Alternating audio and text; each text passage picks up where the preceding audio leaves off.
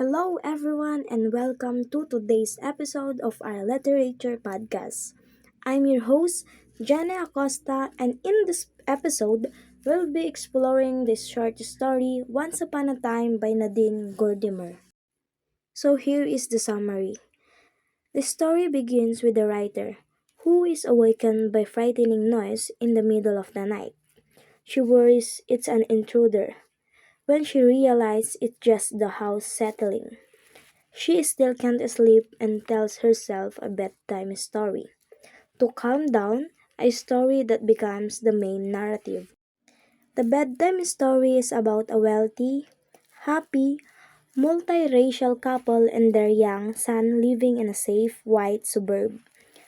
However, as social unrest increases in the surrounding area, they become consumed by fear.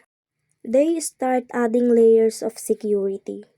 High walls, electronic gates, alarms, and the bars on the windows. One day, the little boy is mesmerized by the fairy tale his mother reads him, The Sleeping Beauty, where a prince fights through a thicket of thorns, imagining himself as the heroic prince.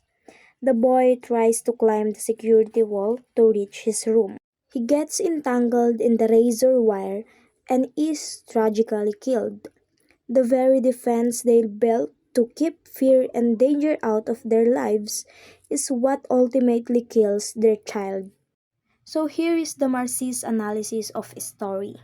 The wealthy white family represent the power owning class who have everything. The intruders they fear represent the black majority who are included from wealth and power. The boy's death is ultimately irony.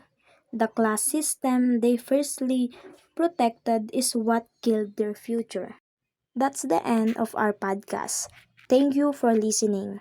I hope Once Upon a Time reminds you that true safety and happiness come not from walls or barriers, but from understanding, compassion, and trust. Once again, this is Jenny, and this has been another episode of our literature podcast. See you next time.